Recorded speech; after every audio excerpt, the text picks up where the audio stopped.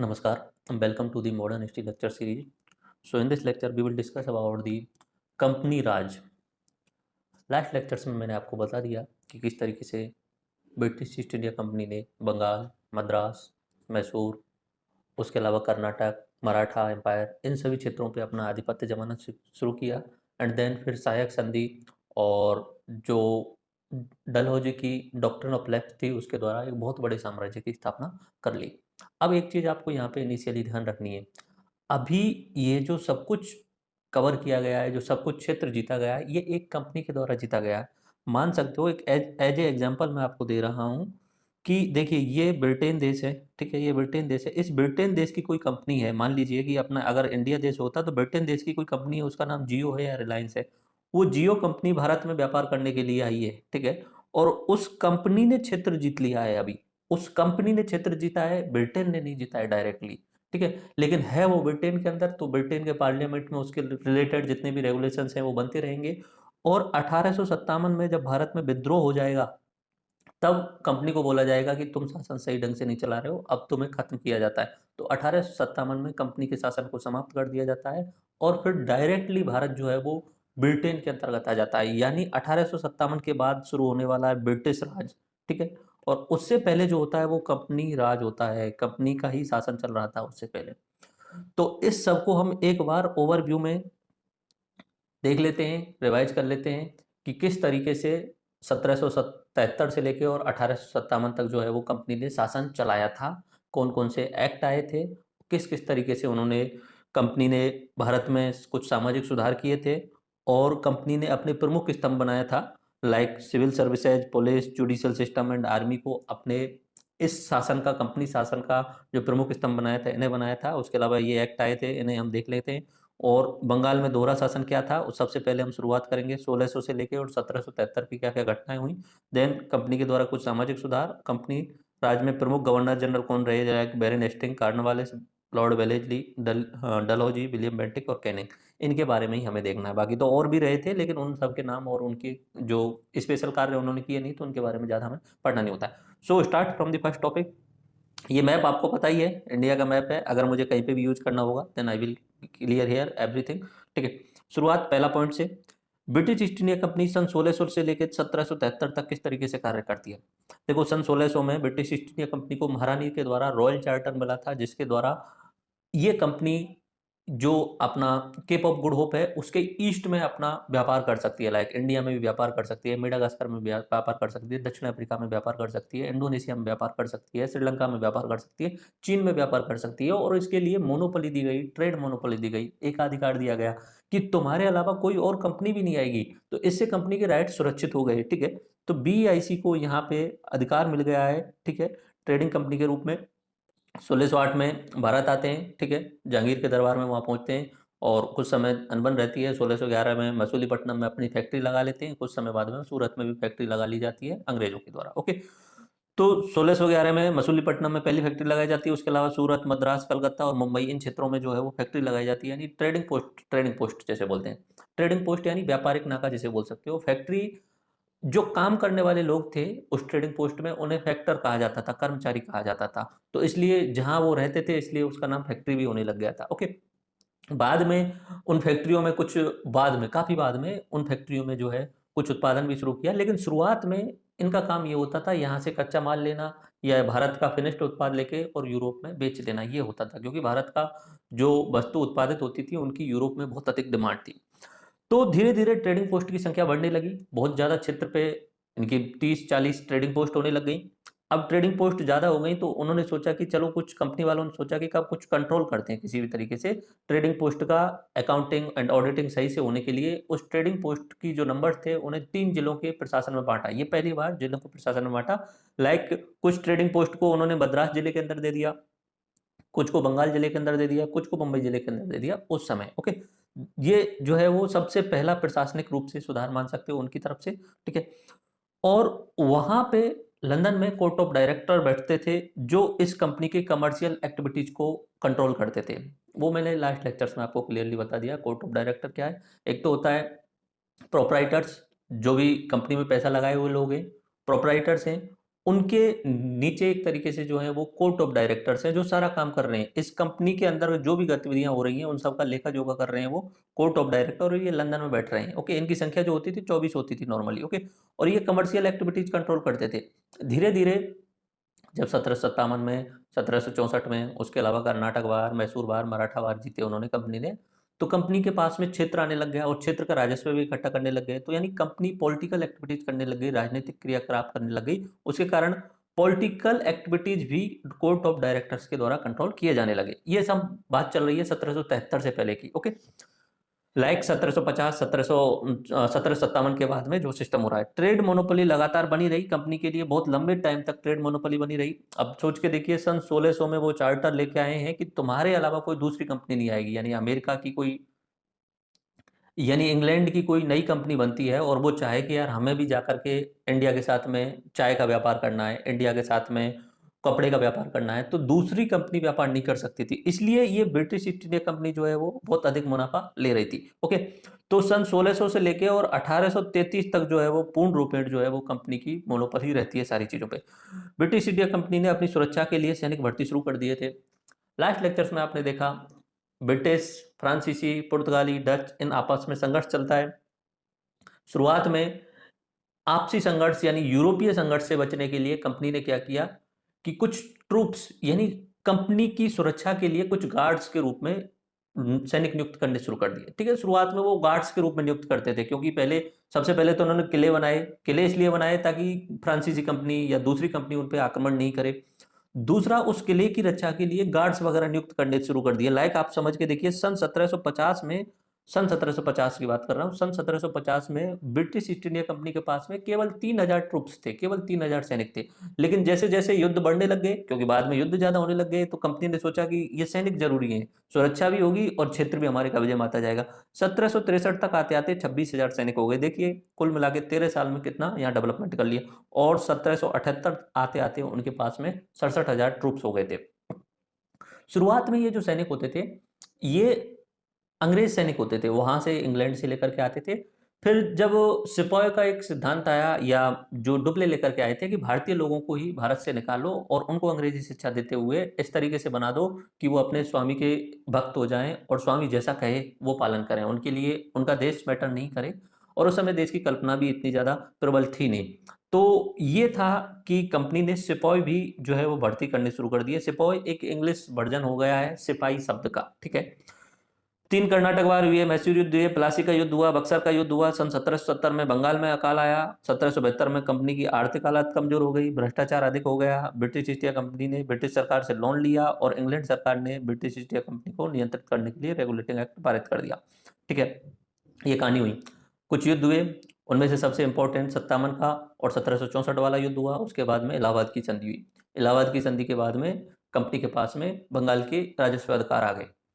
अब राजस्व अधिकार आ गए तो कंपनी ने वहां पे दोहरी शासन व्यवस्था शुरू कर दी। दोहरी शासन व्यवस्था किस तरीके से कि कंपनी राजस्व इकट्ठा कर रही है, टैक्स इकट्ठा कर रही है और नवाब जो है वहां का प्रशासन देख रहा है। ये दोहरी व्यवस्था रहती है कुछ समय तक। इसमें कंपनी बहुत फायदा उठाती है। कंपनी अपनी मन मर्जी जो है वो शोषण करती है भारत के नागरिकों का, भारत के किसानों का, और बहुत सारा फायदा उठाती है कंपनी। लेकिन होता क्या है कि सन 1770 में बंगाल में अकाल आ जाता है। उसके अलावा कंपनी में भ्रष्टाचार बहुत अधिक फैल जाता है और कंपनी के जो कर्मचारी थे वो खुद का व्यापार करने लग जाते हैं। कंपनी का काम छोड़ के खुद का व्यापार करने लग जाते हैं क्योंकि मुनाफा अधिक हो रहा है वहां पे। इसलिए कंपनी की 2-3 साल में ही हालत खराब होने लग जाती है। पहला कारण रहा अकाल। ठीक है, अब अकाल के कारण लोगों के पास में अनाज है ही नहीं जो उनके लिए दे सकें राजस्व के रूप में, तो लोग मर रहे थे। इवन इफ आप मान के चलिए बंगाल की जो जनसंख्या थी उसमें से 1/3 लोगों की मृत्यु हो गई सन 1770 में। 1/3, अब 1/3 लोग मतलब ये मान के चलिए उस समय करीब करीब बंगाल जो था उसमें बंगाल, आज के समय का बिहार, उड़ीसा का कुछ हिस्सा, असम का हिस्सा, ये सब आते थे। और कुल मिला के 6 करोड़ जनसंख्या में से 1.5-2 करोड़ जनसंख्या के आसपास की मृत्यु हो गई। तो ये बहुत ज्यादा भयंकर अकाल था सन 1770 का। अब लोग राजस्व नहीं दे पा रहे हैं। ठीक है, यहाँ से नुकसान हो गया। दूसरा, कर्मचारी जो है वो भ्रष्टाचार कर रहे हैं। ठीक है, तो कंपनी का फिर नुकसान हो रहा है। और कर्मचारी खुद की स्वार्थ की पूर्ति के लिए खुद का व्यापार कर रहे हैं, कंपनी की तरफ ध्यान नहीं रहे हैं। तो यहाँ पे भी जो हो रहा है वो कंपनी को आर्थिक नुकसान हो रहा है। साथ साथ में कंपनी का अमेरिका के साथ जो चाय का व्यापार था वो भी ठप हो जाता है। ठीक है। तो ये कुछ कारण रहे जिनके कारण क्या होता है कि सन 1770 से लेके और 1772 तक के बीच में जो है वो कंपनी की आर्थिक हालत कमजोर हो जाती है और कंपनी डूबने के कगार पे आ जाती है। कंपनी के पास में पैसे नहीं रहते हैं कंपनी को चलाने के लिए, क्योंकि सैनिकों को भी पैसे देने होते हैं, बाकी क्रियाकलापों को लिए देने होते हैं, लेकिन कंपनी के पास में पैसे नहीं है। इसलिए कंपनी जो है वो अंग्रेज सरकार से या इंग्लैंड की सरकार से गुहार लगाती है, प्लीज हमें लोन दे दीजिए। तो इंग्लैंड की सरकार उन्हें सन 1772 में 1 लाख जो पौंड है वो एक लोन के रूप में दे देती है। लेकिन यहाँ इश्यू ये होता है कि सरकार को लगने लग गया था कि कंपनी अब नष्ट हो सकती है, दिवालिया घोषित हो सकती है और लोन भी फॉल्ट जा सकता है, ठीक है। तो इसलिए सरकार ने सोचा कि अब इस कंपनी को हमें कंट्रोल करना शुरू कर देना चाहिए, ठीक है। इसलिए सन 1773 में ये सब गतिविधियां जो चल रही है बैकग्राउंड में चल रही है, इसलिए सन 1773 में कंपनी के द्वारा रेगुलेटिंग एक्ट लेकर के आया जाता है। रेगुलेटिंग यानी कम ज्यादा करना या कंट्रोल करना। तो कंपनी को रेगुलेट करने के लिए जो है वो एक्ट आता है 1773 का रेगुलेटिंग एक्ट। ओके, तो ये जो घटना है सन 1600 से लेके सन 1773 वाली मैंने आपको रिवाइज कराई है। बंगाल में दोहरा शासन क्या था, देखिए सन 1765 में इलाहाबाद की संधि के बाद में बीआईसी के हाथ में बंगाल की वास्तविक सत्ता आ गई थी। ये आपको समझ में आ गया होगा, बंगाल का एरिया काफी बड़ा। तो दीवानी राइट्स जो थे, रेवेन्यू राइट्स थे, वो direct British East India company control कर रही थी, और निजामत, पुलिस या जुडिशियरी या प्रशासन, ये जो था वो नवाब के हाथों में था। ये जो था वो नवाब के हाथों में था। अब तुम सोच के देखिए कि एक राजा जो है वो सारे प्रशासन के काम देखने वाला है, और एक कंपनी है वो पैसे इकट्ठे करने वाली है। पैसा इकट्ठा कंपनी कर रही है और शासन का काम राजा देख रहा है।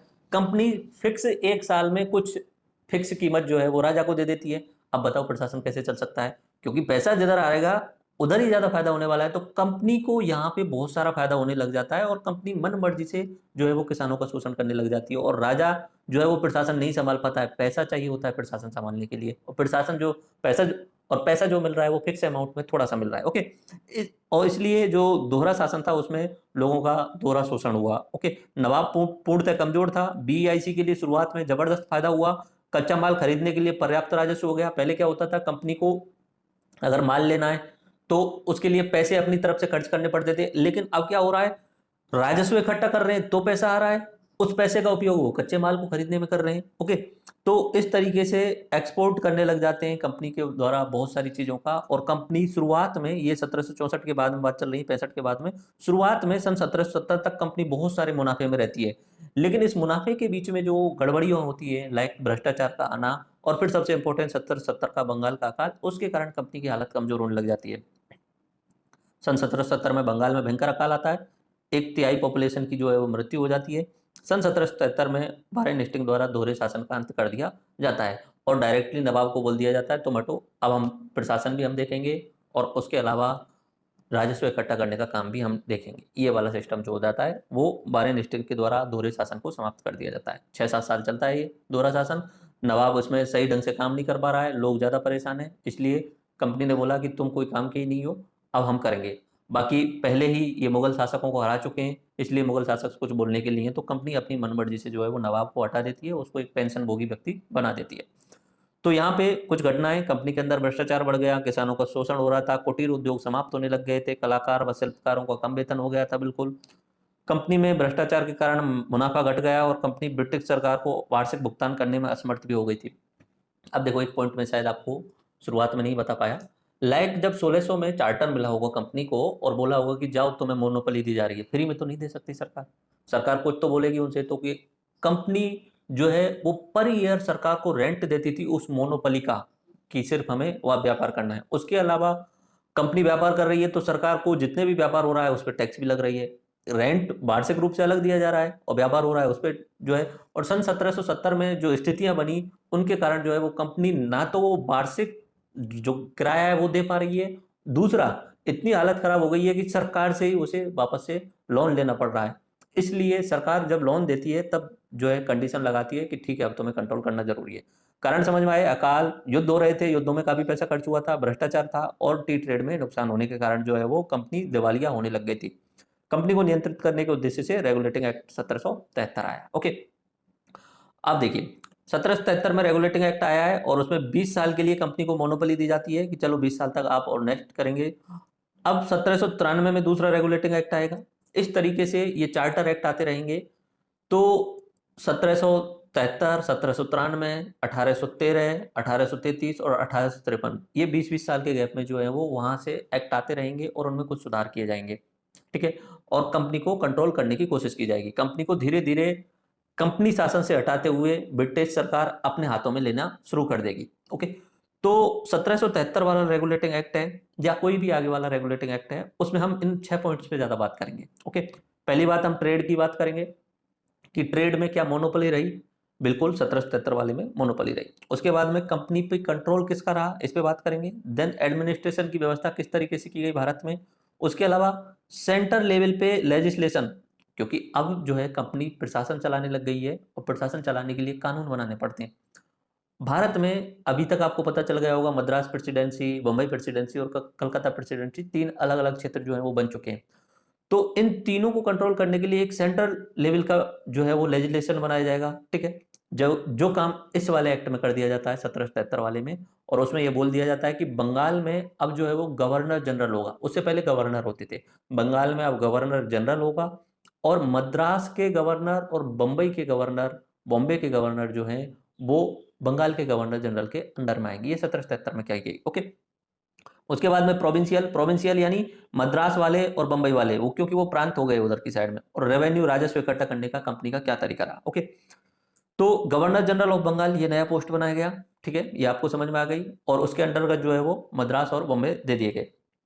दोहरी शासन व्यवस्था समाप्त कर दी गई है 1772 में, समाप्त कर दी गई बारे इन्वेस्टिंग की, और यहाँ ऑफिशियली बोल दिया गया और बंगाल सीधा जो है वो कंपनी के अंडर आ गया। इसलिए इसे कंपनी राज बोला जाएगा, ब्रिटिश राज नहीं बोला जाएगा। ट्रेड मोनोपोली बनी रही, यानी ट्रेड में मोनोपोली बनी रही कि अभी भी बीईआईसी ही कंट्रोल करेगी।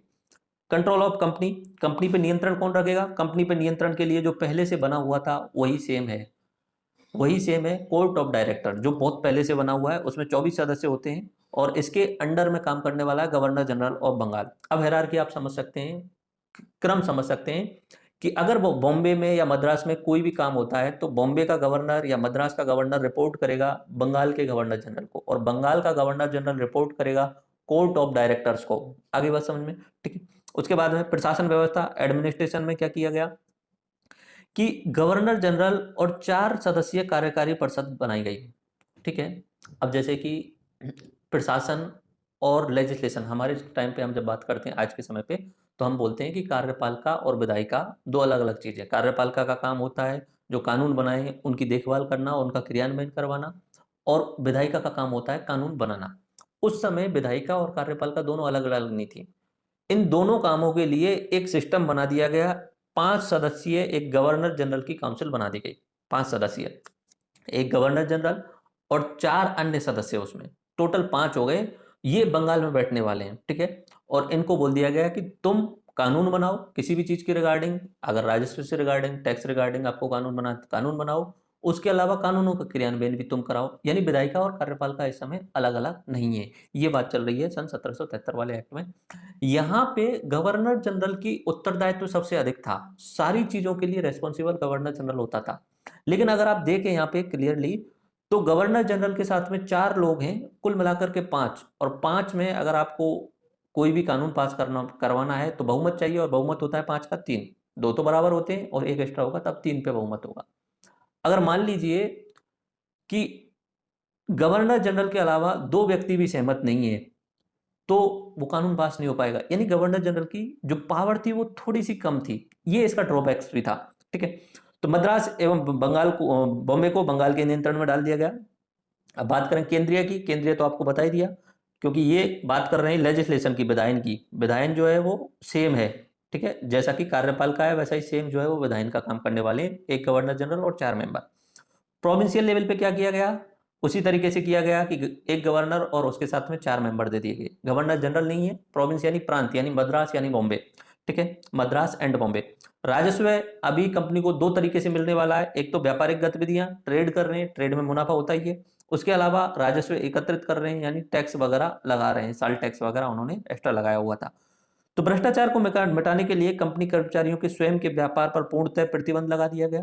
ठीक है, ये सन 1773 के एक्ट की अदर पॉइंट्स में है।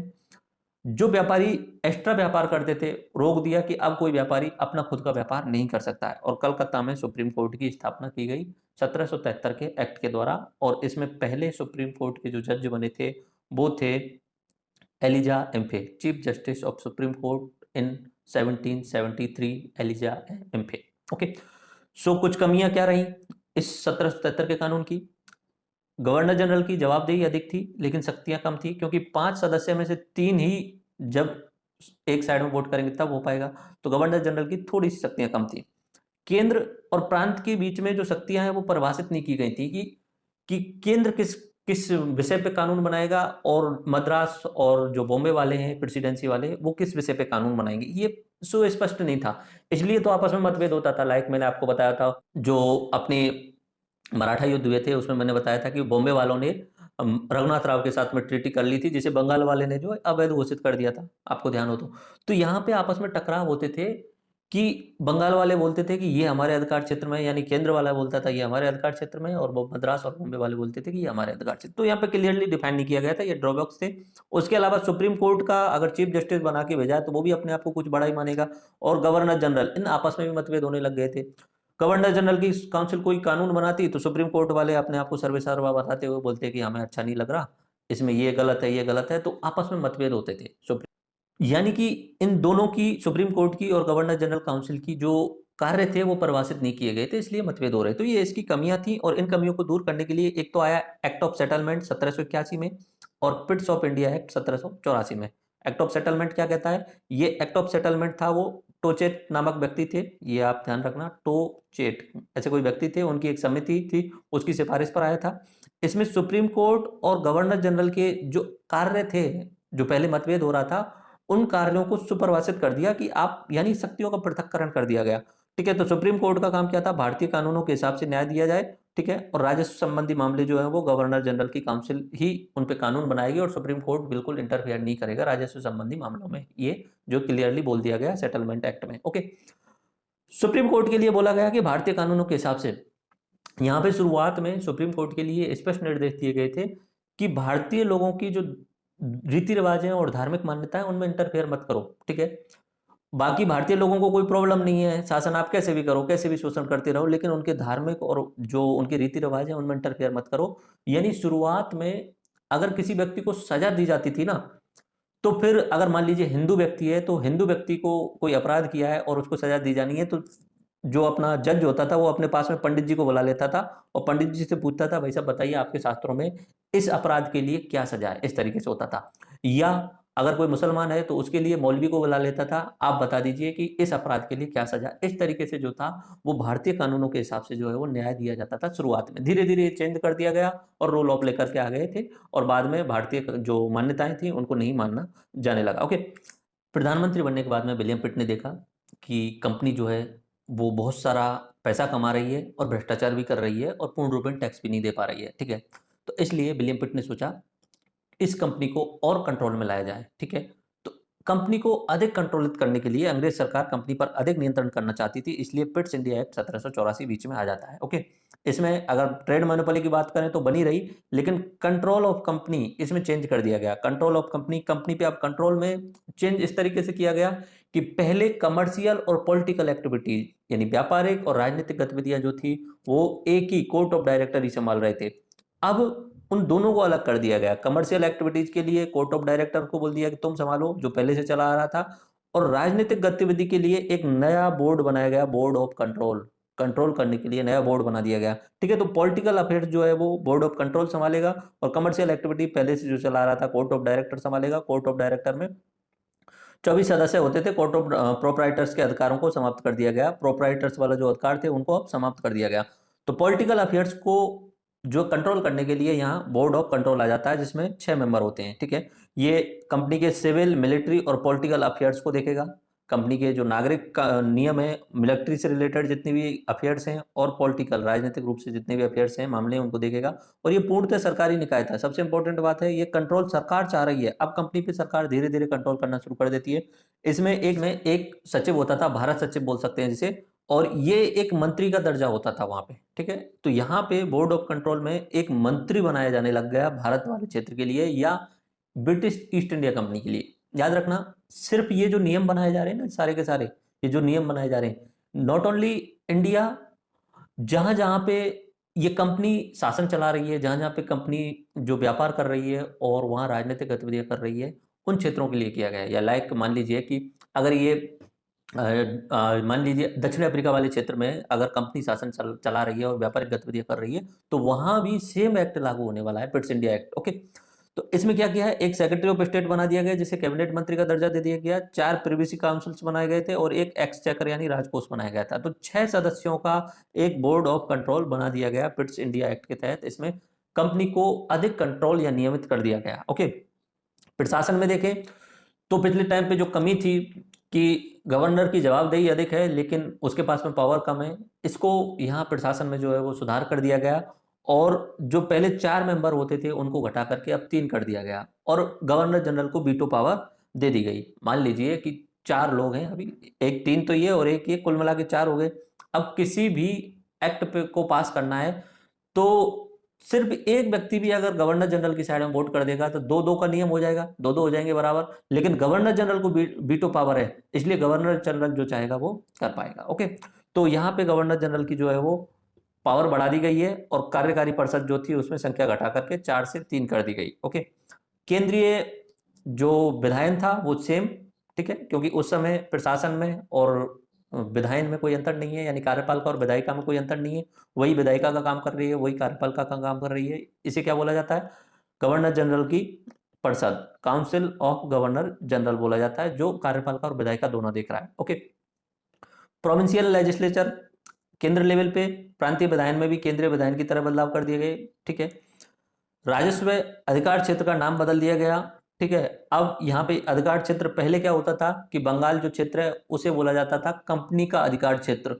अब कंपनी का अधिकार क्षेत्र बोलने की बजाय उसे अब बोला जाएगा ब्रिटिश अधिकार क्षेत्र। ठीक है, यहाँ चेंज कर दिया गया और ट्रेड एंड टैक्स दोनों तरीके से राजस्व प्राप्त हो रहा था। 1786 में कुछ अधिनियम आता है, गवर्नर जनरल को और विशेष अधिकार मिल जाते हैं। गवर्नर जनरल को प्रधान सेनापति की शक्तियां दी जाती हैं, ध्यान नहीं रखना स्पेशल, इसमें कुछ खास है नहीं। 1793 का एक्ट, इसमें कुछ खास नहीं है। नियंत्रण मंडल के सदस्यों को भारतीय राजस्व से वेतन दिया जाता है। नियंत्रण मंडल, control of board of control, ठीक है, ये जो पिछले टाइम पे बना है पिट्स ऑफ इंडिया के टाइम पे, पॉलिटिकल अफेयर्स को कंट्रोल करने के लिए बोर्ड ऑफ कंट्रोल बनाया गया है ना, उसको भारत की जो राजस्व है उससे वेतन दिया जाएगा, इसमें लिखा गया।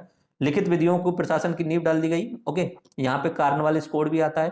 कंपनी के व्यापारिक अधिकारों को 20 वर्ष के लिए बढ़ा दिया गया, वो सेम है। अच्छा, यहाँ से आप देख सकते हैं कि ये सारे के सारे पॉइंट जो हैं वो मैं अपने जो पॉलिटी वाली लेक्चर सीरीज है उसमें क्लियरली समझा चुका हूँ मोस्ट ऑफ द पॉइंट्स को। यहाँ पे बस रिवाइज के रूप में देख रहे हैं। ओके, चार्टर एक्ट 1813 में कुछ बदलाव किए जाते हैं, बात हम उसी तरीके से करेंगे। ट्रेड में क्या बदलाव किए गए, एडमिनिस्ट्रेशन में क्या बदलाव किए, केंद्रीय विधायन में क्या बदलाव किए गए, प्रांतीय विधायन में क्या बदलाव किए गए, उसके अलावा राजस्व में क्या बदलाव किए गए और लाइक अदर पॉइंट्स में हम देखेंगे। ओके, सबसे पहले ट्रेड मोनोपोली में क्या बदलाव किया गया। यहाँ clearly British East India company के अधिकार क्षेत्र को समाप्त कर दिया गया। सिर्फ 2 चीजों को छोड़ दिया गया कि 2 चीजों पर अभी भी तुम्हारी मोनोपोली है, लाइक चाय पे व्यापार करने की मोनोपोली और चीन वाले क्षेत्र में व्यापार करने की मोनोपोली। चाय और चीनी नहीं है, चीन देश अलग है और चाय एक उत्पाद है। ओके, तो यहाँ पे ब्रिटिश ईस्ट इंडिया कंपनी के जो अधिकार क्षेत्र थी, मोनोपोली था, एकाधिकार था, उसको क्लियरली समाप्त कर दिया गया। सिर्फ 2 चीजों को छोड़ दिया था और अगले 20 साल बाद में इन 2 चीजों पे भी समाप्त कर दिया जाएगा। अब सबसे इंपॉर्टेंट कारण क्या रहे इस सबके, क्योंकि सन 1600 से लेकर चल रहा है अधिकार क्षेत्र, एकाधिकार उनका, तो यहाँ पे क्यों खत्म किया गया। बैकग्राउंड में आप देखेंगे तो यूरोप में इंग्लैंड से शुरू होती है, औद्योगिक क्रांति की शुरुआत हो जाती है। वहाँ पे नई नई कंपनियां बनने लगती हैं, नई नई कंपनियों में नए तरीके से जो है वहाँ उत्पाद बनने लग जाते हैं। अब अधिक मात्रा में उत्पाद बनने लग गए, नई कंपनियों की संख्या अधिक हो गई। अब उत्पाद को वो यूरोप में बेचने जाते थे। पहले यूरोप में अच्छे तरीके से वहाँ बिक्री होती थी। कुछ समय बाद में नेपोलियन ने जो क्या किया कि यूरोप को सीज कर दिया और इंग्लैंड वाले लोगों को यूरोप में आने का ही बंद करवा दिया। तो अब यूरोपीय कंपनी व्यापार करने के लिए कहीं दूसरी जगह जाना चाह रही हैं, तो अमेरिका जा सकती हैं व्यापार करने के लिए, लेकिन अधिक मुनाफा तो इंडिया के साथ में होने वाला है। इसलिए उन कंपनी के जो लोग थे, नई कंपनियों के जो मालिक थे, उन्होंने सरकार से गुजारिश लगाई कि सर, इधर की साइड में, भारत की साइड में तो तुमने एक ही व्यक्ति को अधिकार दे रखा है, एकाधिकार दे रखा है, उनकी एकाधिकार को समाप्त करके हमें भी जो है वो व्यापार करने की अनुमति दीजिए ताकि हम अपनी कंपनी को आगे बढ़ा सकें। ये जो हो रहा था बैकग्राउंड में हो रहा था। इसलिए 1813 के एक्ट में क्या किया गया कि जो ब्रिटिश इंडिया कंपनी की जो मोनोपोली थी उसको समाप्त कर दिया गया। कारण क्या रहे? इंडस्ट्रियल रेवोल्यूशन, नई कंपनियां, नेपोलियन वर्सेज ब्रिटेन चल रहा था, तो नई कंपनियों को नए बाजार की आवश्यकता थी, इसलिए जो है वो सभी कंपनियों के रास्ते खोल दिए गए भारत में आकर के व्यापार करने के। इसके कारण भारतीय देशी उद्योग को बहुत नुकसान हुआ, क्योंकि जो वहां से बन करके जो माल आता था, उत्पादित माल, वो फैक्ट्री में बन के आता था। फैक्ट्री में क्या होता है? बड़े लेवल पे प्रोडक्शन होता है, और जब बड़े लेवल पे प्रोडक्शन होता है तो उत्पाद की जो कीमत होती है वो कम हो जाती है। अधिक उत्पादन हो रहा था, कीमत कम थी, माल श्योरली अच्छा ही होगा, क्योंकि वो फैक्ट्री में बन के आ रहा है। एक तो चीज को आप हाथ से बनाओ और एक जो है वो फैक्ट्री से बिल्कुल सिस्टमेटिक ढंग से बने, तो वो फैक्ट्री का उत्पाद अच्छा होगा। तो भारत में लोग जो है वो सस्ता माल होने के कारण ज्यादातर चीजों को इंग्लैंड से आने वाली कंपनियों से खरीदने लग गए, जिसके कारण क्या हुआ कि भारत के जो हाथों से बनने वाले उत्पाद थे वो जो है वो खत्म होने लग गए थे। लाइक आज के समय पे भी ऐसा होता है, ठीक है, एक तरीके से जैसे चाइना डंपिंग करता है इंडिया के अंतर्गत। लाइक खिलौना का व्यापार पहले जो होता था, गांव में छोटे छोटे खिलौने बनाने वाले लोग होते थे और उनका व्यापार चलता रहता था। लेकिन चीन ने क्या किया कि बड़े लेवल पे उत्पादन शुरू किया। ये न्यू लेवल ऑफ कॉलोनाइजेशन है, याद रखना। चाइना का अभी कॉलोनाइजेशन चल रहा है दोबारा से, लेकिन चाइना गलती कर रहा है उस चीज में। ओके, तो न्यू लेवल ऑफ कॉलोनाइजेशन ये चाइना की तरफ से। इसमें क्या कर रहे हैं चाइना वाले? जो खिलौने बन रहे हैं उनको बड़े मात्रा पे बना रहे हैं और इतनी कम कीमत पे बना रहे हैं कि इंडिया में उसे डंप कर दिया जा रहा है। सरकार उन्हें अपनी तरफ से भी वहां पे सहायता दे रही है कि आप बड़े लेवल पे उत्पाद बना के और सस्ते दामों पे बेचो, ताकि सामने वाले की जो पहले से अधिकार बना हुआ है वो खत्म होने लग जाए। अब भारत के जो लाइक छोटे छोटे उद्योग धंधे वो पूर्ण रूप से समाप्त हो गए। अब हम वहीं पे डिपेंड होने लग गए, क्योंकि भारत में जो छोटा सा खिलौना 100 रुपए में मिल रहा था, वो चीन के उत्पादन वाले जो है वो 20 रुपए में, 30 रुपए में देने लग गए। तो भारतीय जो ग्राहक होगा, निश्चित सी बात है, वो 20 रुपए 30 रुपए वाला खरीदेगा। उसके लिए चीन और इंडिया बाद में मैटर करता है। ओके, उसके लिए सस्ते में उत्पाद चाहिए होता है। तो यहाँ पे सेम कंडीशन उसी तरीके से 1813 के आसपास में होने लग गई, और भारत के जो उद्योग धंधे थे वो पूर्णतः तबाह होने लग गए थे। ओके, तो यहाँ पे देशी उद्योग धंधों को बहुत नुकसान हुआ। कंपनी के अगर कंट्रोल की बात करें तो वही सेम कंट्रोल है। व्यापारिक मामले तो कोर्ट ऑफ डायरेक्टर देखेंगे जिसमें 24 सदस्य हैं, और राजनीतिक शक्ति जो है वो बोर्ड ऑफ कंट्रोल देखेगी। कोई चेंज नहीं किया गया है। ओके, तो एडमिनिस्ट्रेशन में कोई चेंज नहीं किया गया, सेंट्रल लेजिस्लेशन में कोई चेंज नहीं किया गया, और प्रोविंशियल लेजिस्लेशन में कोई चेंज नहीं किया। इंपॉर्टेंट चेंज क्या किया गया कि कंपनी का एकाधिकार समाप्त कर दिया गया। ठीक है, रेवेन्यू में व्यापारिक मुनाफा एवं राजस्व एकीकरण को अलग कर दिया गया। अब तक जो हो रहा था, रेवेन्यू इकट्ठा होता था, वो व्यापारिक और जो राजस्व एकत्रीकरण किया जाता था, टैक्स कलेक्शन किया जाता था, दोनों एक साथ में लिए जाते थे। अब दोनों को अलग अलग कर दिया कि कमर्शियल ट्रेड अलग होगा, और रेवेन्यू जनरेटेड फ्रॉम ब्रिटिश अधिकार क्षेत्र in India, British possessions in India जो है वो अलग कर दिया गया। दोनों चीजें अलग कर दी गई। बीईआईसी 1 लाख प्रति वर्ष भारत में शिक्षा पर खर्च करेगी, ये 1813 वाले एक्ट में क्लियरली बोला गया है। इसके कारण भारत में स्कूल खोले जाने शुरू हो चुके हैं, और शुरुआत से ही ये बात रहेगी। वैसे एजुकेशन वाला पॉइंट अलग से आएगा, टॉपिक अलग से आएगा, भारत में शिक्षा का विकास किस तरीके से किया अंग्रेजों ने, लेकिन शुरुआत से यही बात रही कि अंग्रेज एक ऐसी नई प्रजाति का भारत में जन्म दें जो दिखने में भारतीय हो, लेकिन अंदर से वो अंग्रेजों की ही बात करे, जैसा अंग्रेज चाहे वैसी ही बात करे। ओके, भारतीय न्यायपालिका की शक्ति बढ़ा दी गई, और उसके अंतर्गत अंडर में जो है वो यूरोपीय जो व्यक्ति हैं वो भी आने लग गए। भारत में ईसाई मिशनरियों को धर्म प्रचार की अनुमति दे दी गई 1813 के एक्ट के द्वारा। ओके, फिर 20 साल बाद में 1833 में चार्टर एक्ट आता है। इस एक्ट को सेंट हेलेना एक्ट भी कहा जाता है। अब सेंट हेलेना एक्ट क्यों कहा जाता है? लाइक मैंने आपको पहले भी बताया था कि जो भी एक्ट बन के आ रहे हैं वो सिर्फ और सिर्फ भारत के लिए नहीं आ रहे हैं, वो ब्रिटिश ईस्ट इंडिया कंपनी का जहां जहां पे अधिकार क्षेत्र है उसके लिए आ रहे हैं। अफ्रीका के पास में एक छोटा सा द्वीप है जिसका नाम है सेंट हेलेना। ठीक है, सेंट हेलेना द्वीप है। अब ये जो एक्ट था, इस एक्ट के द्वारा सेंट हेलेना द्वीप पर कंपनी राज को समाप्त करके ब्रिटिश राज की शुरुआत कर दी गई, इसलिए इसे सेंट हेलेना एक्ट भी कहा गया। लाइक 1858 में जो एक्ट आएगा उसमें कंपनी राज को समाप्त करके ब्रिटिश राज की शुरुआत हो जाएगी, डायरेक्ट कंट्रोल हो जाएगा वहां की रानी का। तो इसलिए उस द्वीप के नाम के कारण जो है उसे सेंट हेलेना एक्ट भी कहा जाता है। इसमें ट्रेड पे बात करें सबसे पहले, तो जो मोनोपोली थी वो पूर्णतः समाप्त कर दी, चाय और चीनी दोनों पे पूर्णतः समाप्त कर दी, यानी ट्रेड मोनोपोली उसकी करीब करीब जो है वो 233 साल के आसपास में चली थी, और अगर 1813 के हिसाब से माने तो 213 के साल चली थी। कंपनी का कंट्रोल, व्यापारिक गतिविधियां समाप्त कर दिए गए। ठीक है, अब कंपनी को बोल दिया गया अब तुम व्यापारिक गतिविधियां मत करो, क्योंकि बाकी कंपनियां भी आने लग गई, अब वो भी व्यापारिक गतिविधियां कर रही हैं। तो BEIC तुम जो है वो व्यापारिक गतिविधि मत करो, अब तुम सिर्फ और सिर्फ राजनीतिक गतिविधियां करो। ओके। और राजनीतिक गतिविधियों के लिए क्या किया गया, बोर्ड ऑफ कंट्रोल और बोर्ड ऑफ डायरेक्टर दोनों एक साथ में बैठा दिए गए। ओके। तो ये दोनों मिलकर के जो है वो कंट्रोल करेंगे राजनीतिक गतिविधियों पे, क्योंकि वो कोर्ट ऑफ डायरेक्टर जो था पहले वो किस पे, व्यापारिक गतिविधियों पे कंट्रोल करता था, लेकिन अब व्यापारिक गतिविधियां जो है वो समाप्त कर दी गई हैं। BEIC अब प्योरली एडमिनिस्ट्रेटिव बॉडी हो गया है, सिर्फ और सिर्फ प्रशासन का काम देखेगा, राजनीतिक काम देखेगा। प्रशासन में गवर्नर जनरल को भारत का गवर्नर जनरल बना दिया गया। अब क्या हुआ कि क्षेत्र बढ़ने लग गया था काफी मात्रा में। तो 1833 में आते आते पहले बंगाल का गवर्नर जनरल होता था, अब उसको भारत का गवर्नर जनरल बना दिया गया, और बंगाल में एक अलग से प्रेसिडेंसी बनाई गई और उसका भी अलग से गवर्नर बना दिया गया।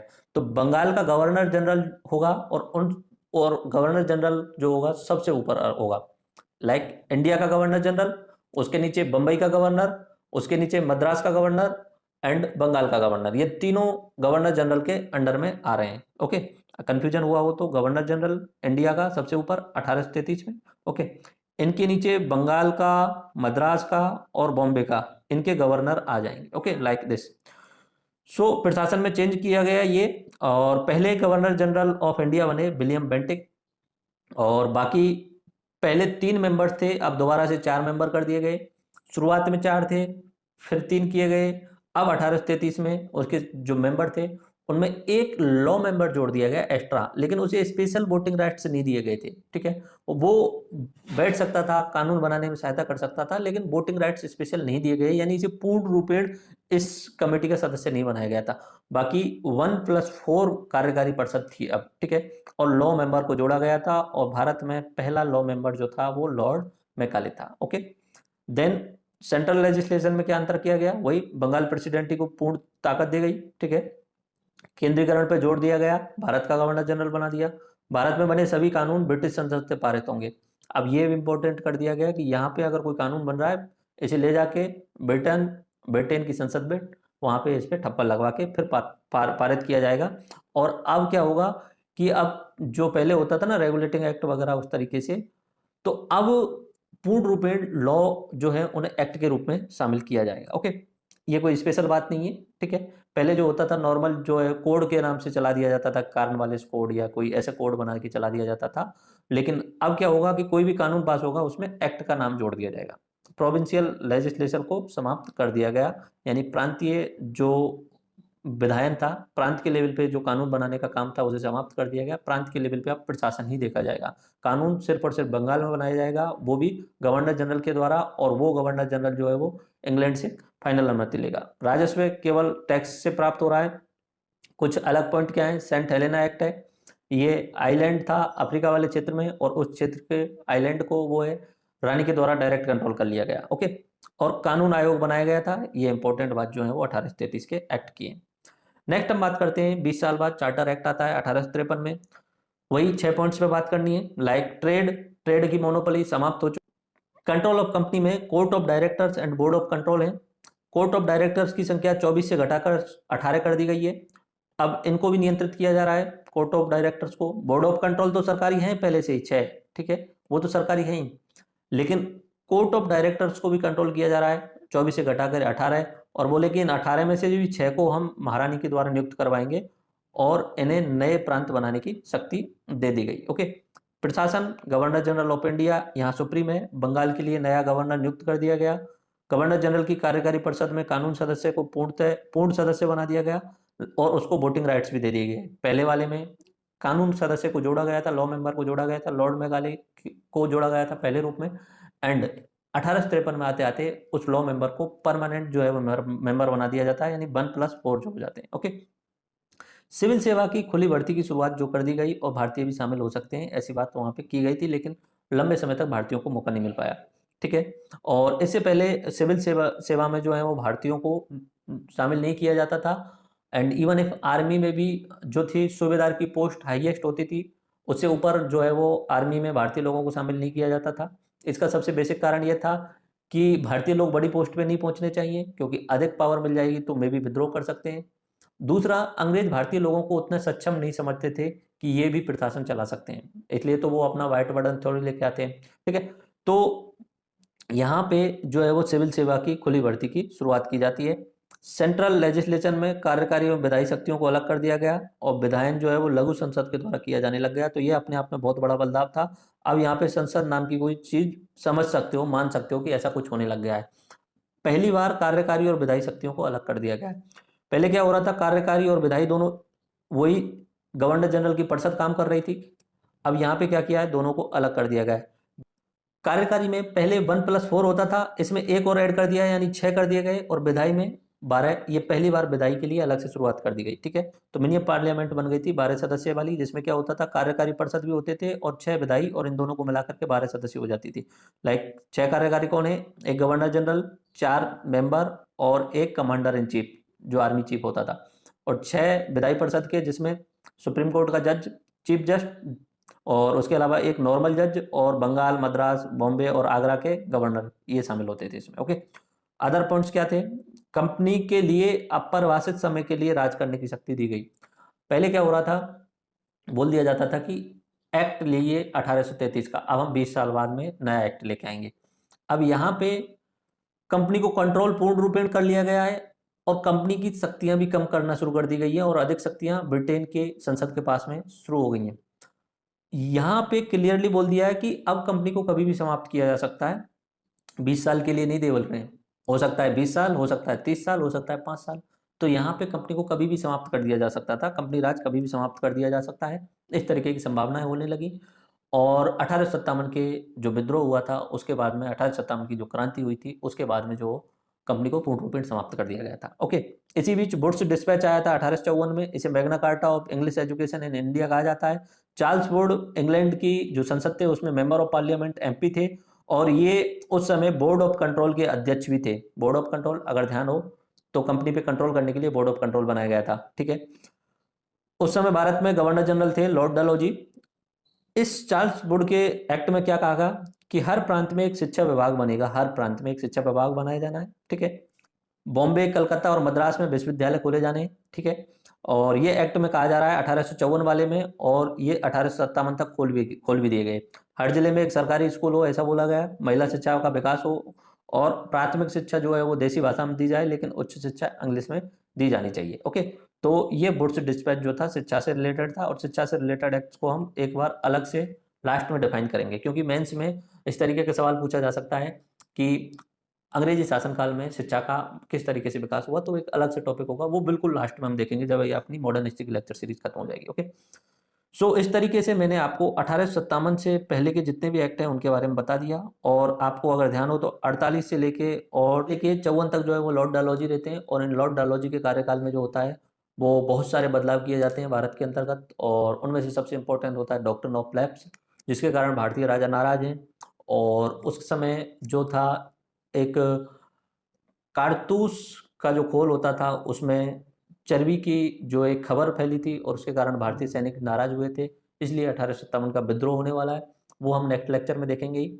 और उस विद्रोह के बाद में ब्रिटेन को लगने लग जाता है, सरकार ब्रिटेन की संसद को लगने लग जाता है कि अब कंपनी जो है वो राज नहीं चला सकती है, इसलिए कंपनी के राज को समाप्त कर दिया जाता है और ब्रिटिश राज वहाँ पर लेकर के आ जाता है। तो इस तरीके से अपने ये जो एक्ट हैं ये हमने कंप्लीट कर लिए। अब कुछ पॉइंट्स हैं, लाइक कंपनी के पिलर्स क्या थे। ठीक है, सिविल सर्वेंट का पिलर्स, आर्मी और पुलिस, यानी कंपनी ने जो शासन चलाया था उसके क्या स्तंभ थे, क्योंकि 1773 से लेके और 1853 तक जो है कंपनी शासन चला रही है। तो करीब करीब ये जो समय हो गया आपका 80 साल के आसपास में हो गया। 80 साल के आसपास में, जो करीब करीब मैंने बोला क्योंकि 64 से भी शुरू हो जाता है, तो 80 साल तक जो है वो कंपनी शासन करती है। और इस शासन के प्रमुख स्तंभ क्या रहते हैं, जो कंपनी के शासन के एक जैसे बोलते हैं कि ये पिलर हैं, इनके आधार स्तंभ पे कंपनी जो है वो टिकी हुई है, वो थे उनके द्वारा बनाए गए सिविल सर्वेंट की पोस्ट, उनके द्वारा खड़ी की गई आर्मी, और उनके द्वारा बनाई गई पुलिस व्यवस्था। इनके आधार पे विद्रोहों को वो दबा देते थे। ठीक है, शांति व्यवस्था बनाए रखते थे, विदेशी क्षेत्रों पे जो है वो आक्रमण करके उन्हें जीत लेते थे, और उसके अलावा राजस्व इकट्ठे किए जाते थे। एक एक करके देखते हैं। सिविल सर्विसेज, लॉर्ड कॉर्नवालिस को फादर ऑफ सिविल सर्विसेज कहा जाता है, क्योंकि इनके द्वारा कॉर्नवालिस कोड लेकर के आया गया था 1793 में। सन 1772 में वारेन हेस्टिंग के समय कलेक्टर के पद का सृजन किया गया था। कलेक्टर, कलेक्टर यानी कलेक्ट करने वाला, यानी इकट्ठा करने वाला। तो जब कंपनी के पास में रेवेन्यू राइट्स आए, ठीक है, शुरुआत में उन्होंने वो भारतीय तरीके से यूज किया, लेकिन फिर उन्हें लगा कि भारतीय तरीके से सही काम नहीं होगा, तो उन्होंने कलेक्टरों की नियुक्ति करना शुरू कर दिया गया जिलों के लेवल पे, ठीक है। तो ये जो राजस्व इकट्ठा करने का काम करते थे, ठीक है, इनके और काम कार्य क्या थे? राजस्व इकट्ठा करना, विवादों को निस्तारण करना, सेटलमेंट ऑफ डिस्प्यूट्स, अकाल अगर आता है तो उसमें मदद करवाना, लोन ऑन एग्रीकल्चर पे लोन दिलवाना, और ऋण संपत्ति का निस्तारण करना। अगर कोई भी ऋण से रिलेटेड या लोन से रिलेटेड कोई भी वस्तु है तो उसका निस्तारण करना, ये जो थे वो उस समय कलेक्टर के काम दिए गए थे। और कलेक्टर की शुरुआत में जो थी पावर बहुत ज़्यादा अधिक थी, विवाद निस्तारण थी, यानी इसे मजिस्ट्रेट की पूरी पावर दी गई थी। ओके, कॉर्नवालिस कोड में क्या बोला गया 1793 में? एक तो इसमें निजी व्यापार पे प्रतिबंध लगवा दिया गया, कलेक्टर हो या कोई कर्मचारी हो, गिफ्ट लेने पे प्रतिबंध लगा दिया, भ्रष्टाचार पे कंट्रोल करने की कोशिश की। वेतन में बहुत अधिक वृद्धि कर दी गई, वेतन में कलेक्टर्स और बाकी कर्मचारियों के वेतन में अधिक वृद्धि कर दी गई कॉर्नवालिस कोड के द्वारा, क्योंकि जब वेतन ही अधिक मात्रा में मिल जाएगा तो लोग जो है वो प्राइवेट व्यापार नहीं करेंगे। वरिष्ठता के आधार पर पदोन्नति, ये अपना कॉर्नवालिस कोड में शुरुआत कर दी गई थी। Divided the administration in 4 group, 4 ग्रुपों में बांट दिया, पब्लिक एडमिनिस्ट्रेशन अलग से, रेवेन्यू एडमिनिस्ट्रेशन अलग से, व्यापारिक और जुडिशियल, तो 4 अलग अलग स्पेशल भाग बांट दिए गए कॉर्नवालिस कोड के द्वारा। Then bureaucracy was based on the British ideas, British institutions and British practices. ये जो कलेक्टर बन रहे हैं शुरुआत में, यानी ब्यूरोक्रेसी इसे बोल सकते हैं, नौकरशाह जिसे बोलेंगे, ये सब ब्रिटिश जो आदर्श थे, ब्रिटिश आइडियाज थे, उन पे आधारित थी।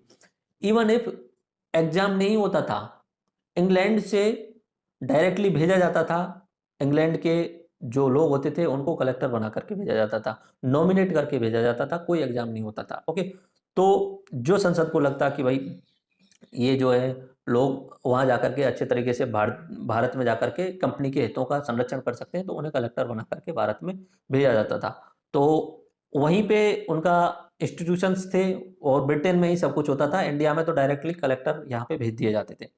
अंग्रेज नौकरशाही पर भारतीयों को अच्छा मानते थे। They did not trust the ability and integrity of the Indians. उन्हें लगता था कि भारत के लोग ये नौकरशाही वाला काम नहीं कर सकते, प्रशासन वाला काम नहीं कर सकते, इसलिए भारतीय लोगों को नौकरशाही में कोई जगह नहीं थी। ओके, चार्टर एक्ट 1853 में आता है, तो सिविल सेवा परीक्षा की खुली भर्ती की शुरुआत की जाती है, लेकिन ध्यान रखना भारत में नहीं होती है खुली भर्ती, ये इंग्लैंड में होती है। तो भारत के लोग को किसी को अगर सिविल सेवा में शामिल होना है तो इंग्लैंड में जाके पढ़ाई करो और वहाँ टेस्ट दो, वहाँ पास करो और वहाँ पे जो संस्थान है उसमें प्रशिक्षण लो, फिर उसके बाद में भारत आ सकते हैं। ओके, तो यहाँ पे एग्जाम की शुरुआत हो जाती है। लॉर्ड मैकाले समिति ने यहाँ पे रिकमेंड किया था इसलिए, और 1854 में सिविल सेवा आयोग का गठन भी हो जाता है, जो कि इंग्लैंड में ही है शुरुआत में।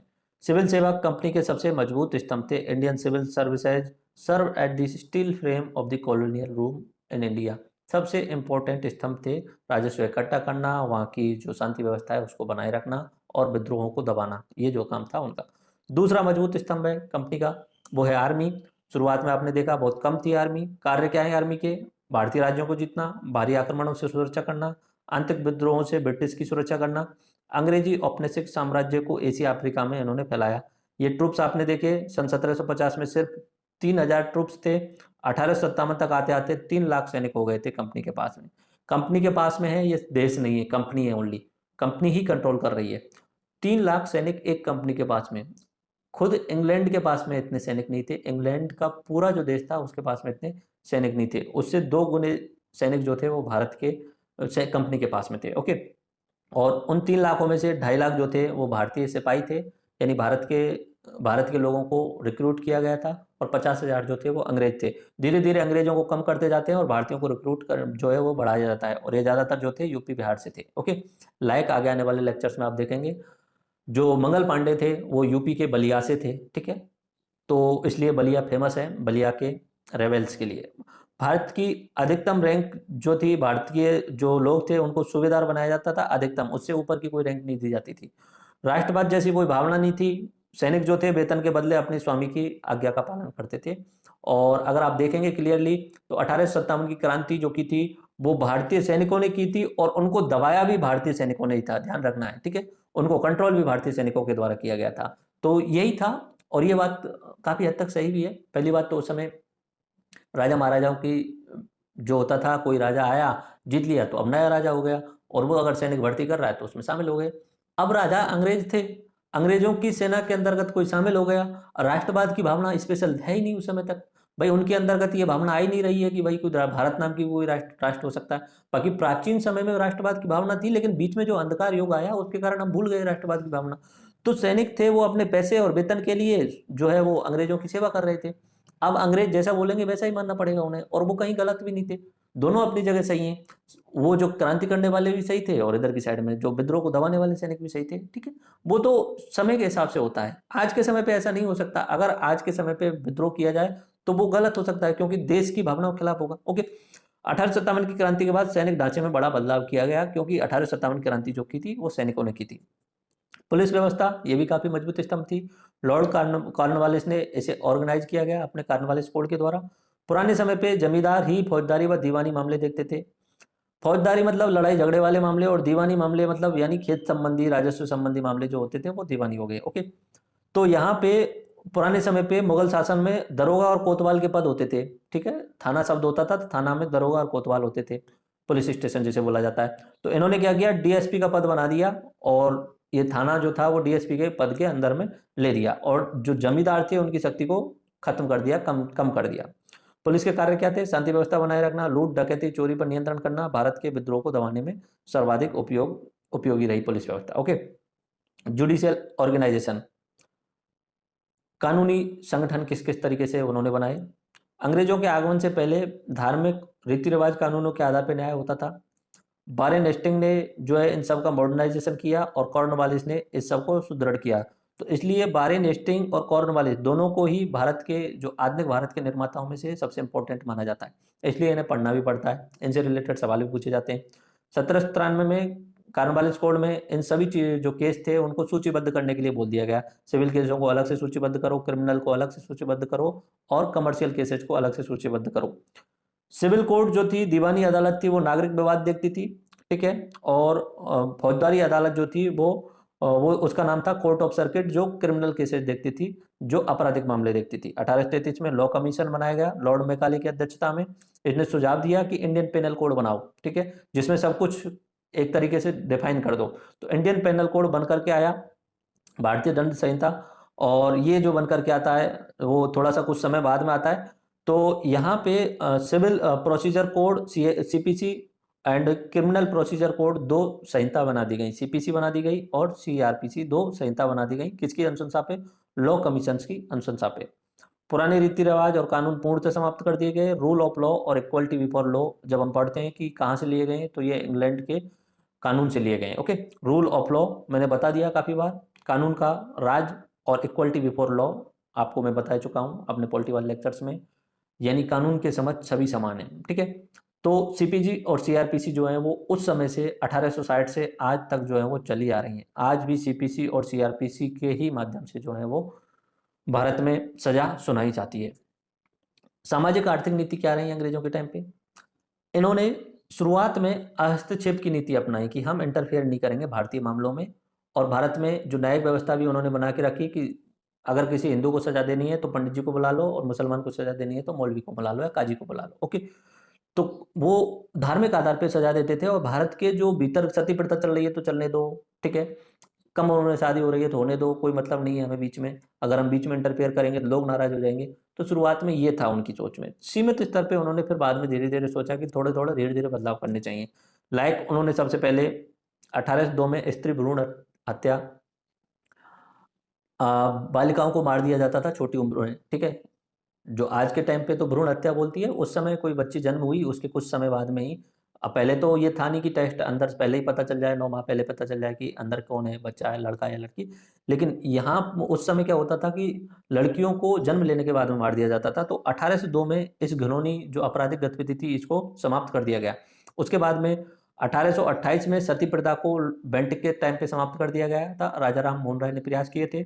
उसके अलावा 1833 में गुलाम प्रथा को समाप्त कर दिया गया था। गुलाम प्रथा यानी कोई व्यक्ति बिल्कुल गरीब घर से है तो उसे लोग कब्जा कर लेते थे, जमींदार लठैत वगैरह, और उसे बाजार में बेचते थे। मोस्टली ऐसा महिलाओं के साथ में ज़्यादा होता था, महिलाओं को खुले बाजार में बेचा जाता था, ठीक है। अगर आप मंगल पांडे मूवी देखेंगे तो उसमें वहाँ पे भी गुलामों वाले 1-2 सीन आएंगे, सती प्रथा वाला भी सीन आएगा आपको, ओके।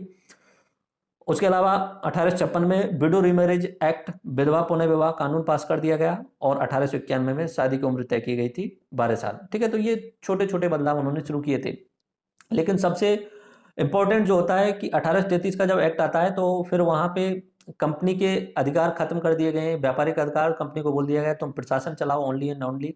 तो फिर यहाँ कंपनी को निर्देश भी दिए जाते हैं कि भारत में मॉडर्नाइजेशन लेकर के आओ, नए विचार और नए तार्किक जो विचार हैं उनको लेकर के आने की कोशिश करो। इसलिए यहाँ पे जैसे लाइक यूरोप में समाज बदल रहा था तो भारत में भी प्रबोधन योग आ गया था, भारत में भी समाज बदलने लग गया था। यूरोप में तार्किकता, मानवता और भौतिकता पर जोर दिया जा रहा था। प्रबोधन योग अपना वर्ल्ड हिस्ट्री में एक पूरा लेक्चर कंप्लीट है।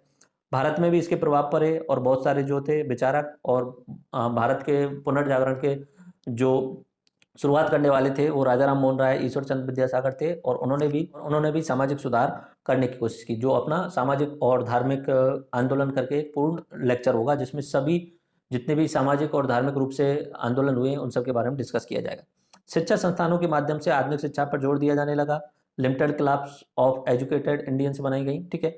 वैज्ञानिक शिक्षा, महिला शिक्षा और तकनीकी शिक्षा पे कोई ध्यान नहीं दिया गया 1857 तक। लॉर्ड डलहौजी को फादर ऑफ मॉडर्न इंडिया कहा जाता है, ओके। तो इस तरीके से most of the important points हमने कवर कर लिए हैं। नेक्स्ट पॉइंट में मैं आपको भारत के गवर्नर जनरल में से प्रमुख गवर्नर जनरल के कुछ की पॉइंट्स को देख लेते हैं, like Warren Hastings, Cornwallis, Wellesley, Dalhousie, William Bentinck और कैनिंग, ठीक है। सो अभी प्रमुख गवर्नर जनरल से रिलेटेड जो की पॉइंट हैं उन्हें रिवाइज कर लेते हैं।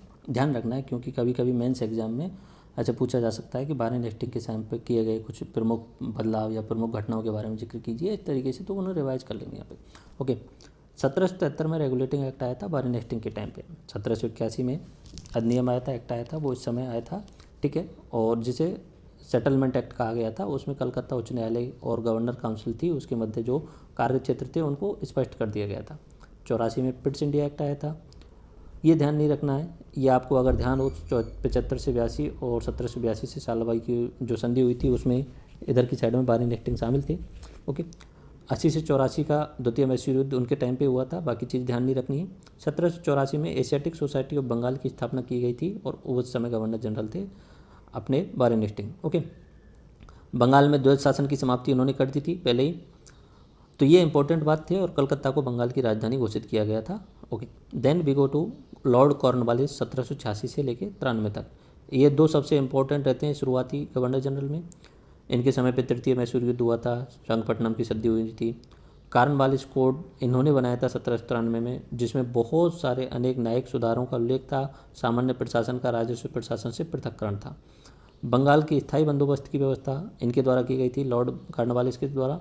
हम नेक्स्ट टॉपिक्स में हम भारत के राजस्व व्यवस्था को देखेंगे नेक्स्ट लेक्चर्स में, तब आप ये समझ पाएंगे स्थायी बंदोबस्त वगैरह क्लियर है। प्रशासन का यूरोपीकरण तथा सिविल सेवाएं प्रारंभ की गई एंड कर्मचारियों के निजी व्यापार पर रोक लगा दी गई। तो यहाँ सिविल सेवाओं को प्रारंभ किया गया, बाकी कलेक्टर की पोस्ट जो थी वो 1772 में ही बन चुकी थी, ठीक है। और यहाँ पे जो है वो सिविल सेवाओं के लिए बहुत सारे रूल्स एंड रेगुलेशन लाए गए थे कॉर्नवालिस कोड के द्वारा। उसके बाद में सर जॉन शोर, नाम ध्यान रख सकते हो, 5 साल कुछ काम नहीं किया स्पेशल, ओके। उसके बाद में लॉर्ड वेलेस्ली इंपॉर्टेंट है, सबसे इंपॉर्टेंट तो ये सहायक संधि लेकर आया, सबऑर्डिनेट बनाया इसने सबको, ठीक है। तो यहाँ पे ये जो सहायक संधि लेकर आया था इसके कारण बहुत बड़ा क्षेत्र विस्तार हुआ। 1798 में लेकर आया था, सबसे पहली संधि हैदराबाद के निजाम ने की थी। मैसूर युद्ध हुआ 1799 में, चौथे वाला, जिसमें टीपू सुल्तान की मृत्यु हुई तो मैसूर को मिला लिया गया। द्वितीय मराठा युद्ध हुआ, ठीक है, जिसमें संधि के द्वारा जो है वो मराठा क्षेत्र को सहायक संधि के लिए मजबूर कर दिया गया और मिला लिया गया। तंजौर, सूरत, कर्नाटक, इन सब से प्रशासन को हाथ में ले लिया गया। और बस इनकी संधि जो मैंने काफ़ी बार बताई है मराठों के साथ में हुई थी, ओके। उसके बाद सॉन जॉर्ज बार्लो, ध्यान नहीं रखना है। लॉर्ड मिंटो, कोई ध्यान नहीं रखना है। लॉर्ड हेस्टिंग, अच्छा दो बस इतना ध्यान रख लेना कि वारेन हेस्टिंग और लॉर्ड हेस्टिंग ये दोनों अलग अलग हैं, ठीक है। वारेन हेस्टिंग जो है वो 1777 से 85 तक रहे। यहाँ पे एक दूसरे आते हैं लॉर्ड हेस्टिंग 1813 से 1823, 10 साल ये भी रहते हैं, लेकिन कोई स्पेशल काम नहीं है, ठीक है। देन लॉर्ड एमस्टर, इनका भी कोई स्पेशल ध्यान नहीं रखनी है। देन इंपॉर्टेंट आता है लॉर्ड विलियम बेंटिक, सती प्रथा पे रोक 1829 में, ठगी प्रथाओं का अंत 1830 में, 1833 का चार्टर एक्ट, 1835 का शिक्षा संबंधी प्रावधान, ठीक है, मैकाले के द्वारा लेकर के आया गया था। मैकाले की एजुकेशन पॉलिसी से बोला जाता है। शिक्षा सुधार तथा अंग्रेजी भाषा को शिक्षा का माध्यम बनाए जाने की घोषणा। उसके अलावा मैसूर, दुर्ग, इन क्षेत्रों का विलय कर लिया, ये ध्यान नहीं रखना है। और यहाँ तक महाराजा रणजीत सिंह जी थे सिख एम्पायर में, तो उनके साथ में ये अपनी मित्रता संधि करते थे। लॉर्ड कॉर्नवालिस द्वारा स्थापित प्रांतीय, अपीलीय व भ्रमणकारी न्यायालयों की समाप्ति कर दी गई और राजस्व आयुक्तों की नियुक्ति कर दी गई। तो ये भी कोई इंपॉर्टेंट पॉइंट याद नहीं है, बट ये शुरुआत वाले 4 पॉइंट इंपॉर्टेंट याद रख सकते हैं। ओके, लॉर्ड मेटकाप कोई इंपॉर्टेंट नहीं है, ठीक है। और उसके बाद लॉर्ड ऑकलैंड, ज़्यादा इंपॉर्टेंट कुछ नहीं। Lord Ellenborough not important. Lord Harding not important, ठीक है। अब आते हैं सबसे इम्पोर्टेंट और पूरा बदलाव करने वाले मॉडर्न इंडिया के, तो वो 1848 से और 1856 के बीच में रहने वाले हैं लॉर्ड डलहौजी। इनके समय पे अंग्रेज सिख युद्ध हुए। पंजाब का कंपनी राज्य में विलय कर लिया गया 1849 में। बर्मा का अधिग्रहण कर लिया गया 1852 में। और यहाँ पे ये डॉक्ट्रिन ऑफ लैप्स लेके आते हैं, व्यपगत का सिद्धांत लेके आते हैं, जिसके अंतर्गत सतारा को, जैतरपुर और संबलपुर को, उदयपुर को, झांसी को, नागपुर को और अवध को कंपनी राज्य में मिला लिया जाता है। बुल्स डिस्पैच आता है 1854 में। शिक्षा संबंधी स्थानीय भाषा के स्कूलों में सरकारी स्कूलों और कॉलेजों की स्थापना, ठीक है। रेलवे माइन्यूट स्मरण पत्र लेके आते हैं 1853 में, और 1853 में ही यहाँ पे ये बम्बई और थाने के बीच में पहली रेल चलाई जाती है। तो ये तो ध्यान रखना है। इंपॉर्टेंट पॉइंट ये है कि बम्बई से थाने के बीच में जो है पहली रेल चलाई जाती है 1853 में। दूसरी जो ट्रेन चलाई गई 1854 में कलकत्ता और रानीगंज के मध्य चलाई गई। उसके बाद में टेलीग्राफ लेकर के आते हैं, ये डाक सुधार करते हैं। 40,000 मील लंबी टेलीग्राफ लाइन द्वारा कलकत्ता, बम्बई, मद्रास व पेशावर को आपस में जोड़ दिया जाता है और 2 पैसे के शुल्क पर राष्ट्रीय डाक सेवा शुरुआत की गई है। तो एक तो टेलीग्राफ शुरू, ठीक है। टेलीग्राफ यानी जो अपना वायर होता है, उस वायर के द्वारा संदेश को एक जगह से टाइप करके दूसरी जगह भेजा जाता था। तो टेलीग्राफ की जो शुरुआत की गई है यहाँ की गई है, और इसके द्वारा जो है मैसेज को बहुत जल्दी पहुंचा जाएगा। तो ये सबसे इम्पोर्टेंट बदलाव था उस समय, ठीक है। ये सबसे इम्पोर्टेंट बदलाव था 1854 में, क्योंकि इसके कारण जो है वो अंग्रेजी प्रशासन बहुत सुदृढ़ हो जाएगा। पहले कोलकाता में कोई घटना हो रही है तो उसे दूसरी जगह पहुंचने में टाइम लगता था। अगर 1857 की क्रांति के टाइम पे टेलीग्राफ नहीं होता तो अंग्रेज़ों को बहुत सारी कठिनाइयाँ होती, लेकिन टेलीग्राफ के कारण मैसेज तुरंत की तुरंत उन्होंने पहुँचा दिए थे। ओके, उसके अलावा गंगा नहर को खोल दिया गया 1854 में। प्रत्येक प्रांत में PWD विभाग, ठीक है, लोक निर्माण विभाग की स्थापना कर दी गई। विधवा पुनर्विवाह अधिनियम जो है वो 1856 में आया इनके टाइम पे। पेशवा के पेंशन को समाप्त कर दिया गया, इसलिए नाना साहेब जो है वो नाराज थे, ओके, जो कि कानपुर में बैठे हुए हैं। Okay, next governor general Lord Canning 1856 से 1857। 1857 में कलकत्ता, मद्रास, बम्बई में तीनों विश्वविद्यालय खोल दिए गए हैं। 1857 का इनके टाइम पे विद्रोह होता है, ठीक है, और यहाँ से गवर्नर जनरल की पोस्ट को वायसराय में कन्वर्ट कर दिया जाता है, ठीक है, वायसराय। तो ये पहले वायसराय हैं इंडिया के। लॉर्ड कैनिंग वायसराय के रूप में 58 से 62 रहते हैं, गवर्नर जनरल के रूप में 56-57 रहते हैं। 58 के भारत सरकार अधिनियम 1858 में GOI एक्ट इंडिया आता है। GOI act government of India act आता है। उसमें कंपनी के शासन को समाप्त कर दिया जाता है और शासन का प्रत्यक्ष नियंत्रण ब्रिटिश ताज के हाथों में दे दिया जाता है। यूरोपीय सेना में उसमें श्वेत विद्रोह हुआ था 1859 में, वो कोई इंपॉर्टेंट ध्यान नहीं रखना है। सबसे इंपॉर्टेंट बात याद रखना है, नागरिक विधि संहिता 1859 में, भारतीय दंड संहिता 1860 में और फौजदारी विधि संहिता 1861 का निर्माण किया गया। भारतीय शासन अधिनियम 1861 इनके टाइम पे आता है। पुलिस विभाग का गठन 1861 में इनके टाइम पे किया जाता है। तो काफ़ी सुधार जो हैं वो इनके टाइम पे भी होते हैं। तो इस तरीके से जो इम्पोर्टेंट जो अपने गवर्नर जनरल हैं वो मैंने यहाँ पे आपको बता दिए हैं। सिर्फ और सिर्फ कुछ इंपॉर्टेंट का वारेन हेस्टिंग का ध्यान रखना है, थोड़ा पॉइंट, कुछ पॉइंट कॉर्नवालिस के ध्यान रखने हैं, कुछ पॉइंट वेलेस्ली के ध्यान रखने हैं, कुछ बेंटिक के, and then Dalhousie and last में कैनिंग, इनके ध्यान रखने। ओके, तो इस तरीके से अपना ये लेक्चर कंप्लीट होता है, जिसमें कंपनी का शासन, कंपनी का राज किस तरीके से रहता है 1773 से लेके और 1857 तक का। ओके, और 1857 तक आते आते भारतीय लोगों में विद्रोह की भावना आने लग गई थी और 1857 का विद्रोह होता है। तो नेक्स्ट लेक्चर में हम 1857 के विद्रोह के बारे में पढ़ेंगे, एंड देन कंपनी का शासन जो है वो समाप्त कर दिया जाएगा और ब्रिटिश कंट्रोल जो है वो डायरेक्टली अपने हाथों में जो है भारत के शासन को ले लेगा ब्रिटिश राज। ठीक है, तो धन्यवाद, थैंक यू।